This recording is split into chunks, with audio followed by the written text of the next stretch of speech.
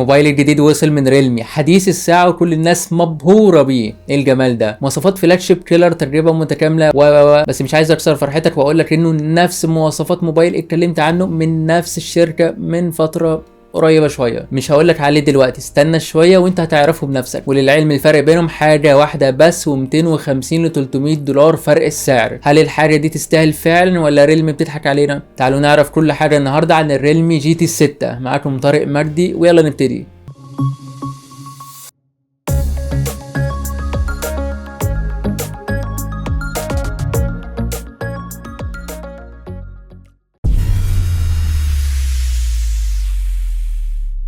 انت معاك موبايل متكامل سريع وسلس مع ميزات كتيره في السوفت وير. تردد سريع 120 هرتز، بروسيسور قوي سناب دراجون 8 اس جين 3 مع معالج الرسوميات الادرينو 735. عرفت الموبايل التاني ولا لسه بتفكر؟ لسه؟ يبقى انت مش متابع كويس. شوف الالعاب يمكن تعرفه.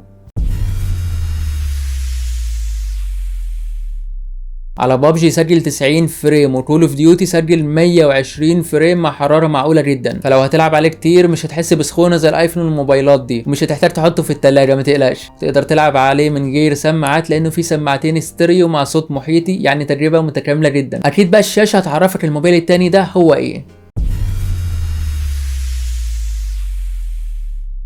نفس شاشة الريلمي جي تي نيو 6، مش هتحس ان في فرق او اي تطوير زي ما بتسمع. مفيش ابهار، 6000 شمعة مش جديدة زي ما بيتقال، وهي كيرف نفس المقاس 6.78 انش من نوع ال تي بي او اموليد داعمة لمليار لون مع اتش دي ار 10 بلس ودولبي فيجن، وجودة المعتدل 1.5 كي، طبقة الحماية جوريلا جلاس فيكتوس 2. نفس الكلام بالظبط قلته في الفيديو التاني، مفيش اي جديد، وبرضه التردد 120 هرتز متكيف من 1 ل 120 هرتز مع ميزة حماية العين في الضوء المنخفض. ما قلتش اي جديد لحد دلوقتي. طب كفاية كده ونشوف التصميم.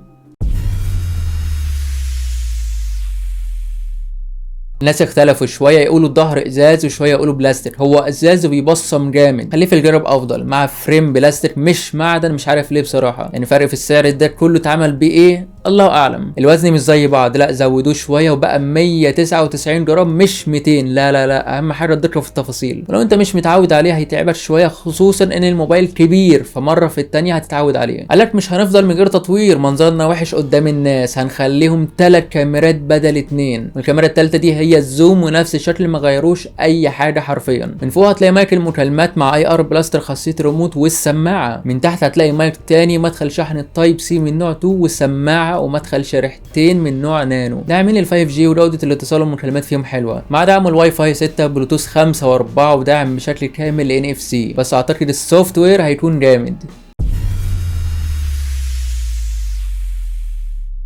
سوفت وير ريلمي المعروف مع مميزات كتيره وسرعه في الحركه والتنقل واستجابه سريعه جدا، في وجود تردد سريع متكيف مع بروسيسور قوي، قادرين يعملوا فرق واضح في الاداء العام وتجربه متكامله. مع واجهه الريلمي يو اي 5 واندرويد 14 اتكلمنا كتير قوي عنهم، ففي المجمل وانت معدي اعمل اشتراك وفعل زر الجرس تقديرا للمجهود ده، واي كلمه حلوه تشجعني احبها جدا. وكفايه كده ويلا نشوف الكاميرات. 3 كاميرات الاساسيه 50 ميجا بكسل مع مثبت بصري، الثانيه 50 برضو زوم بس مفيش مثبت بصري، والاخيره 8 ميجا الترا وايد زي التاني بالظبط. بس مميزين هما بيطلعوا تفاصيل حلوه وفرق واضح عن النيو 6. الوان حلوه، تفاصيل مقبوله، المباني واضحه بدون بكسله، تفاصيل الزرع وورق الشجر واضحين جدا وانت هتقدر تشوفهم بنفسك كويس. النايت مود حلوه هيعجبك وقادر يقرا تفاصيل كويسه في ضوء منخفض. اما الكاميرا الزوم فبتعمل 2 اكس اوبتيكال مع تفاصيل واضحه، الوانه مظبوطه. ركز على الصوره دي كويس، في الالوان حسيتها مشبعه زياده شويه، لكن مطلع تفاصيل واضحه وحلوه للقبه الزرقاء بالخطوط، مش سايب تفصيله. وحتى المبنى ده ركز على الحواف هتلاقيها واضحه والخطوط باينه كويس. اما الالترا وايد فهي مقبوله تأدي الغرض، بس ما كانتش موضحه الزرع كفايه وتفاصيله، لكن المبنى تفاصيله واضحه وانت قادر تشوفه كويس. اما تصوير الفيديو هنا فهو حلو، بس تحس الالوان مشبعه زياده شويه. مبدئيا بيصور فيديو 4K 30 و60 فريم، الحركه مش هيكون الافضل ومش ثابت كفايه، فلو هتمشي تقلل الجوده عشان المثبت البصري يشتغل. في النايت مود ماشي الحال، انت في اصعب الظروف هتصور في اضاءه افضل من كده، بس من باب انك تشوف وتحكم بنفسك. في السيلفي مقبول برضه مع كاميرا 32 ميجا بكسل، بيطلع تفاصيل الشعر مقبوله، لكن تحس الوش زي العجينه شويه. هو محدد الجناب كويس مع اضاءه مظبوطه. في ضوء الشمس كان موضح تفاصيل اكتر، لكن مغمق الوش، وده واضح لو ركزت على الجنب التاني. واوعى تنسى انه بيصور فيديو 4K 30 فريم مع اضاءه مظبوطه، حلو ومفيش كلام. بس الشعر مش قد كده. لو ركزت فوق على اليمين، ايوه يمينك انت، هتلاقي الشعر مش باين. اتمنى يهتموا بالسيلفي اكتر من كده. ممكن دي تكون مشكله سوفت وير وتتعدل من عندهم. اما البطاريه بقى فهي حكايه بجد.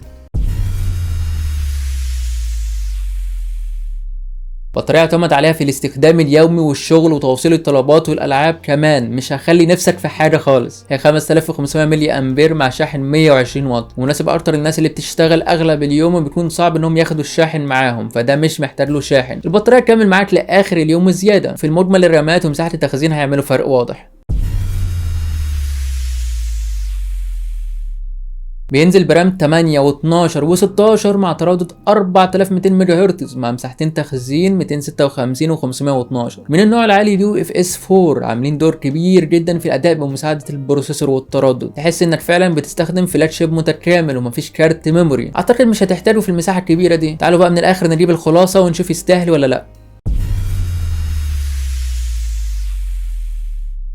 باختصار انا عجبني الوان الكاميرات والتفاصيل، ووجود كاميرا زوم اخيرا. الشاشه كالوان وتفاصيل، تصوير الفيديو بالكاميرا الخلفيه والسيلفي، والبطاريه كمان سطوع عالي 6000 شمعه. ما عجبنيش ان الفريم بلاستيك على السعر العالي ده. تصميم ظهر اتعاد كتير، مفيش اي تجديد فيه. ما قدمش اي ميزه عن النيو 6. سعره عالي جدا لو قارنته مع النيو 6 اللي هو نفس مواصفاته باستثناء الكاميرا الزوم. عايز اقول الموبايل حلو ومتكامل، لكن ما قدمش اي ميزه زياده غير كاميرا زوم وصور افضل عن النيو 6. اليوم ما يزيد هيوصل لك 350 ل 400 دولار، لكن ده بدايته بس 570 ل 600 دولار. فرق سعر كبير قوي. فليه ادفع كل ده عشان اخد كاميرا افضل وانا اخد نفس المواصفات بسعر اقل؟ يا سيدي ضحي بكاميرا الزوم، ضحي بتفاصيل الصور شويه، وفر لك 200 ل 250 دولار استفيد بيهم. صراحه انا مش مقتنع بيه. انا بسعر اقدر اجيب الريلمي GT 5 برو افضل منه كتير. اين المميزات بقى؟ حد يفهمني. قول لي من رايك انت ايه اللي يخليك تجيبه او تفضله ليه عن موبايل تاني، بالرغم ان الموبايل التاني بيقدم نفس المواصفات بسعر اقل. انا عايز اعرف رايك، واكتب لي اي كلمه حلوه تقديرا للمجهود ده. ما تنساش تنورني على ال4 منصات: الفيسبوك واليوتيوب والانستجرام والتيك توك، عشان نكون اسره مع بعضينا اكبر اكتر واكتر. وابتدي اوزع هدايا.